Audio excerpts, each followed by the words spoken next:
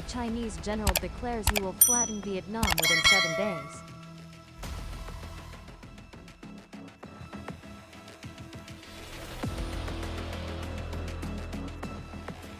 Dear viewers, welcome back to the latest episode of the program Top Secret. Ladies and gentlemen, as neighboring countries, Vietnam and China share mountains, rivers, and borders. However, the history of relations between the two countries has had many twists and turns. But each time, it is China that provokes first. While Vietnam is famously peace-loving and hates war, China not only engages in bad actions but also often harbors illusions. During the Sino-Vietnamese border war in 1979, Su Yu, China's Deputy Minister of National Defense, was using only a portion of the forces from the Guangzhou and Kunming military regions would be enough to capture Hanoi within a week. The declaration was grand, but what was the result? Please follow along in today's program. Since Ho Chi Minh's victory at Ba Dang ended nearly 1,000 years of northern domination, restoring independence to the country, Chinese feudal dynasties have repeatedly invaded Vietnam. However, all those wars of aggression were ultimately defeated by the Vietnamese military and people. In the 1960s, after failing to lure Vietnam into opposing the Soviet Union and forcing Vietnam to act according to its Holy War against the U.S., China turned to join hands with the U.S. When the Vietnamese people achieved victory in the anti-U.S. resistance for national, China's subversion against Vietnam became even more apparent. Besides cutting off aid, obstructing trade, and creating issues with overseas Vietnamese, to undermine Vietnam's socio-economic stability, China also harbored the Khmer Rouge to undermine Vietnam from the southwest, forming a pincer movement aimed at strangling Vietnam. Despite that subversion, the Vietnamese people remained steadfast on their path of independence. Not only that, with a fierce counterattack, within just a week, the Vietnamese military, along with the forces of the Kampuchean United Front for National Salvation, crushed dozens of main divisions of the Khmer Rouge, liberated the capital Phnom Penh, and saved the Cambodian people from already harboring plans to attack Vietnam. In that situation, to rescue the Khmer Rouge, the Chinese authorities launched a war of aggression against Vietnam along the entire border on February 17, 1979, with an utterly ridiculous pretext, a defensive counterattack. To achieve that goal, the guiding principle set by the Chinese authorities through the war was to fight quickly, win quickly, burn everything, destroy everything, with the participation of Guangxi and Kunming, totaling up to 600,000 troops and thousands of military vehicles. The traditional military tactics of the Chinese army were emphasized, which involved using two forces to concentrate numerical superiority to encircle the enemy from both flanks, destroying them piece by piece, through devastating battles under the motto of fighting quickly and winning quickly, using the butcher.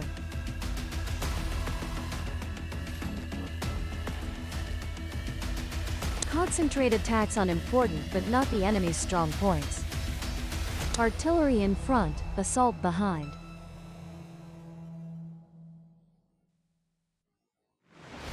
Assault units must quickly penetrate deep and attack the enemy's rear. With illusions and military superiority, in late December 1978, China's Deputy Minister of National Defense Su Yu reported at the third session of the Chinese Communist Party, using only a portion of the forces from the Guangzhou and Kunming military regions would be enough to capture Hanoi within a week. Indeed, if comparing the balance of forces at the time China launched the war. On February 17, 1979, many Chinese people also harbored such illusions. China mobilized 9 main army corps and several independent infantry divisions, totaling 32 divisions, 6 tank regiments, 4 artillery divisions, and many anti-aircraft regiments.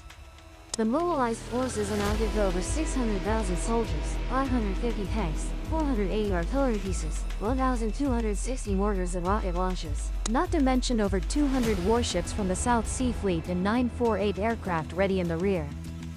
In addition to the regular army, China mobilized hundreds of thousands of laborers and militia forces from border provinces to transport supplies, provide services, evacuate casualties, and support the regular army in Syria. In Guangxi alone, 215,000 laborers were mobilized. On the Vietnamese side, since most regular army corps were fighting in Cambodia, border defense, Against China relied only on a few main divisions from military regions 1 and 2, along with local provincial and district military units, armed border police, and self-defense militia. The most elite Vietnamese force stationed at the Sino-Vietnamese border was the 3rd Division stationed in Lang Son, and the 316A Division stationed in Sapa. Additionally, there were divisions 346 in Sao Bang, 325B in Quang Nhân, 345 in Lao Cai, 326 in Quang Bo, Lai Chau, and independent regiments 141, 147, 140, Artillery Regiment 68, and local military regiments 95, 121, 192, 254, and 7. The total Vietnamese force participating in border defense at that time was about 70,000 troops. Later reinforced by 2 divisions, 327 and 337, moving from the rear, the 1st Corps remained stationed around Hanoi to prevent China from advancing deep into the center. At 5 a.m. on February 17, 1979, after a heavy artillery barrage on Vietnamese defensive positions, over 120,000 Chinese troops and armored tanks began advancing into Vietnamese territory along the entire border. The Eastern Wing had its forward command post in Don Dang, with the main target being Lang Son. Advancing along 2 parallel directions, the first direction, led by the 42A Corps, attacked from Long Zhou to establish a foothold for attacking Lang Son. The second direction, led by the 41A Corps, advanced from Jiangxi and Long Zhou into Sao Bang and An Thi. Additionally, the 55A Corps advanced from Fangcheng into Long Con. The Western Wing had its forward command post in Mengza, with 3 main attack directions. The first direction, led by the 13A and 11A Corps, attacked Lao Cai Town. The second direction attacked from Wenshan into Hajiang. The third direction, led by the 42D Division of the 14A Corps, attacked from Jinping into Lai Chau. In total, Chinese forces entered Vietnam at over 26 points spread along the entire border. Tactics of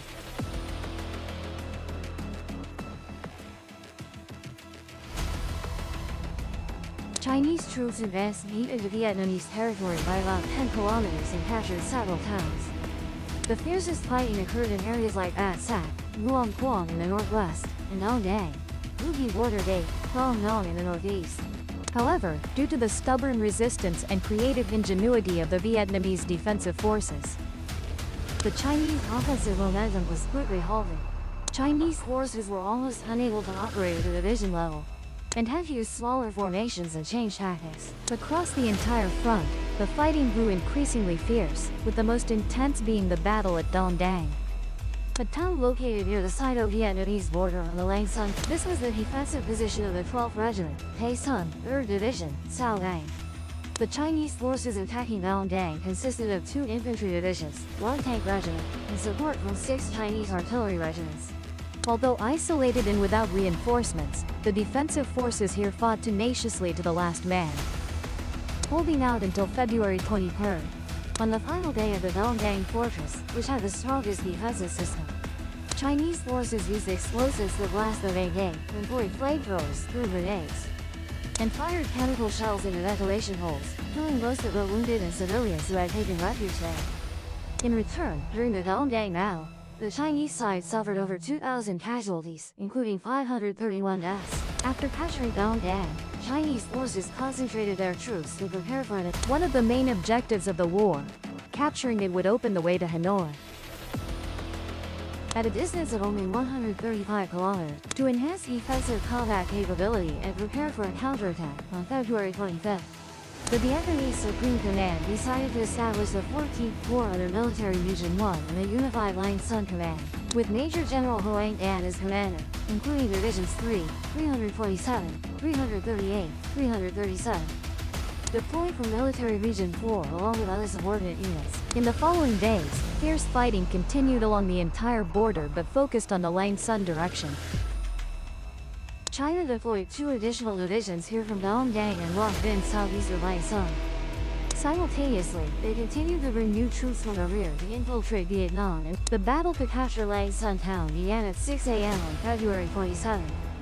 The 3rd and 337th Divisions of the Vietnamese Army organized tight defenses and responded fiercely to the large-scale attacks by Chinese forces. Bloody battles occurred in the areas of Cao Con Thi, Kok Chu, Quang Ho, along with Hilltops 800, 477, and 400. After nearly a week of fierce fighting over the hills around Langsun by March 2nd, Chinese forces began to surround Langsun town and used 6 divisions to attack simultaneously from multiple directions. On the afternoon of March 4th, a Chinese force crossed the Taikung River, captured Hilltop 340, and advanced into Langsun town.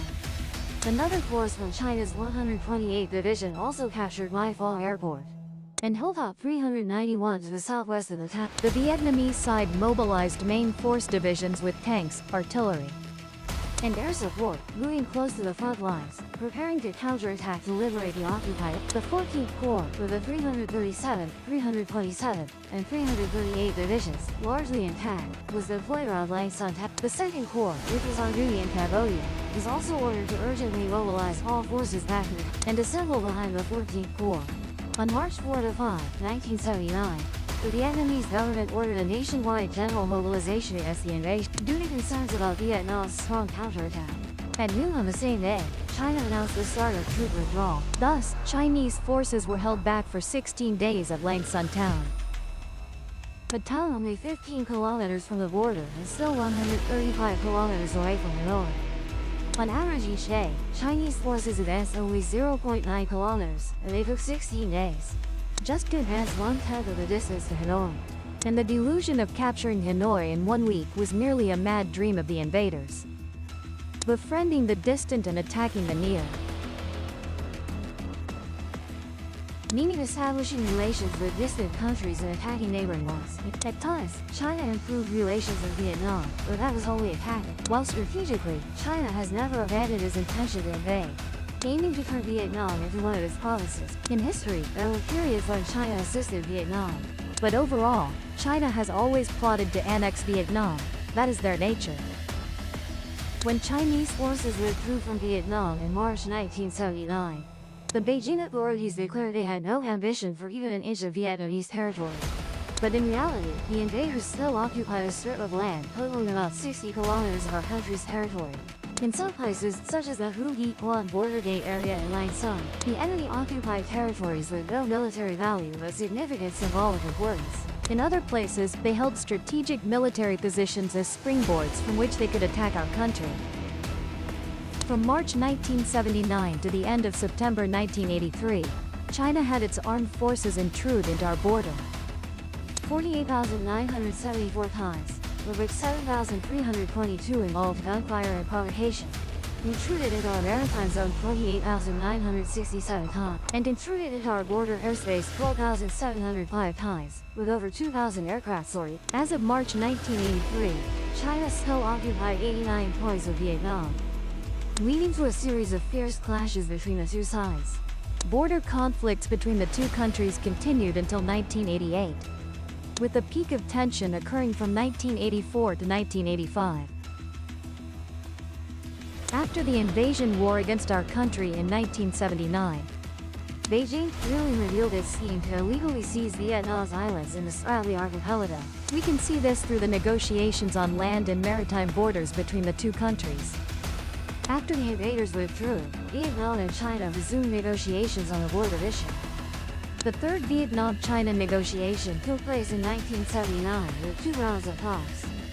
In the first round of talks, the Vietnamese side argued that, first and foremost, peace needed to be create a favorable atmosphere to resolve other issues. The Vietnamese delegation proposed a 3-point plan to resolve the border issue, cease hostilities, demilitarize the border, and restore normal traffic and transportation based on respecting the historical borderline established by the Sino-French treaties of 1887 and 1895. The Chinese side resolutely rejected Vietnam's proposals, while putting forward its own extremely unreasonable 8-point proposal, protecting border demilitarization, proposing to resolve territorial issues based on the Sino-French treaties, and not on the basis of the actual boundary line resulting from those treaties. In particular, Beijing demanded that we recognize the Paracel Islands, also known as the Chisha Islands, and the Spratly Islands, also known as the Nansha Islands, as an inseparable part of Chinese territory, and that Vietnam withdraw its troops from the islands of the Spratly Archipelago, because China set the precondition that Vietnam must abandon its independent Autonomous stance and renounced sovereignty over the Paracel and Spratly Islands archipelagos. Only then would they begin discussing other issues, clearly revealing Beijing authorities' aggressive maritime ambitions.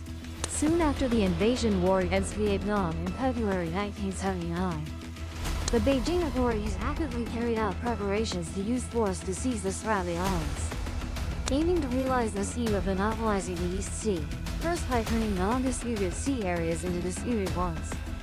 On February 22, 1980, February 27, 1980, and March 2, 1980, China detained a number of fishing boats from fishermen of the two provinces of Guangdong, Danong, merged from the two provinces of Guangdong and Guangdong since February 1976, later separated into Guangdong and Danong, and Nia Ben, now separated into Guangdong and Benten, in the southwestern sea area of the Paracel Islands. On July 23, 1979, the General Administration of Civil Aviation of China announced a notice stipulating 4 danger zones in the southwest of Hainan Island, including the airspace of the Paracel Islands, and forcing civilian aircraft of other countries to fly through here during hours specified by China. On September 1, 1979, Beijing again announced regulations for foreign civilian aircraft when entering Chinese airspace, including the airspace of the Shisha Islands, which China had previously illegally occupied. Furthermore, Beijing intensified the illegal construction of ports, airports, and defensive works in the Paracel Islands. Many torpedo boats and hundreds of Chinese fishing vessels continuously violated Vietnam's territorial waters, with the target year being 1981.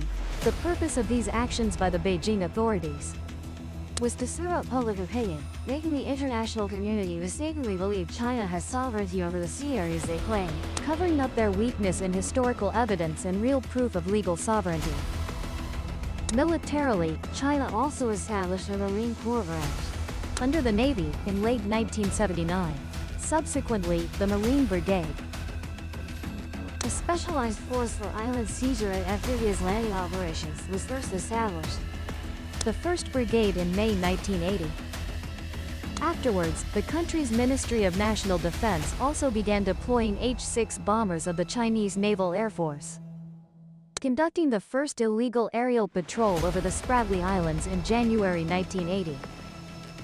Simultaneously, China's Ministry of National Defense moved the headquarters of the South Sea Fleet Command from Guangzhou to Zhangjiang, and equipped this fleet with the most modern equipment to build and expand a series of military ports, enhancing modern missile-carrying warships. On April 15, 1987, China issued a statement condemning the Vietnamese military's occupation of Ba Tu, Pirating Cross Reef in the Spratly Islands. Beijing alleged that Vietnam's purpose in illegally deploying troops on Ba Tu Reef was to occupy additional nearby continental shelf and pave the way for future oil exploitation. These are utterly unreasonable statements because Vietnam has the right to consolidate its islands and exploit resources in the sea areas under its indisputable sovereignty. That statement clearly demonstrates the ambition to seize islands belonging to Vietnam's Spratly Archipelago. From May 15 to June 6, 1987, the Chinese Navy organized a large-scale exercise and deployed disguised oceanographic research activities in the Spratly Islands area, aiming to survey channels in preparation for aggressive actions against Vietnamese-held islands in this archipelago. From January to February 1988, the Chinese Navy mobilized a large force of warships. On January 31st, China occupied Fiery Cross Reef in the Spratly Islands. Subsequently, they occupied Clarkeran Reef on February 18, David Reef on February 26, and Hughes Reef on February 28. The Vietnamese Navy deployed forces and equipment to the islands, starting with Pennant Reef from January 26, followed by Lag Reef, February 5th, Great Discovery Reef, February 6th, East Reef, February 18th, Southwest Cay, February 27th, and Cornwallis South Reef, March 2nd, initially preventing China from expanding its occupation range. In March 1988, Beijing took more dangerous military escalatory actions. On March 14, 1988, a bloody battle occurred between Chinese warships and unarmed Vietnamese transport ships and combat engineers. With overwhelming superiority and brutal actions, Chinese ships fired directly at unarmed Vietnamese transport ships in the area of Gat Ma, By Hong Kong, Kowloon, and Landau reefs, using artillery and machine guns to attack engineers performing construction duties. From March 14 to 16, 1988, the Vietnamese Navy forces bravely held their ground, resolutely defending the sea area and the sacred sovereignty of the fatherland. However, due to the disparity in forces, 3 transport ships were sunk, 64 soldiers sacrificed, and 11 others were injured. Subsequently, China continued to send troops to occupy Subi Reef. Starting from March 16, 1988, China illegally occupied 6 reefs: Subi, Gat Ma, Gabon, Hughes, Quarteran, proceeding to plant flags, build houses, and other structures. On March 17, 23, and 26, 1988, the Vietnamese government continuously sent diplomatic notes of protest, requesting China to send representatives for negotiations to resolve disputes related to the Spratly Islands, as well as other border and Paracel Islands issues. However, despite Vietnam's firm response and international community protests, Beijing still brazenly occupied the reefs by force and refused to negotiate. In June 1988, when the Vietnamese military was constructing on Len Dao Reef, with the intention of repeating the Gat Ma scenario, China dispatched 7 warships and many small boats to threaten, attempting to occupy this reef as well, but encountered Vietnam's firm sovereignty defense actions. 7 Vietnamese fighter jets immediately took off, supporting the soldiers in completing construction tasks and asserting sovereignty. The Chinese warships panicked and retreated, not daring to open fire. In March 1988, the blood of Vietnamese naval and engineer soldiers was shed in the East Sea. Continuing the heroic tradition of resisting northern invasion, making a crucial contribution to maintaining Vietnam's sovereignty over the Spratly Islands to this day.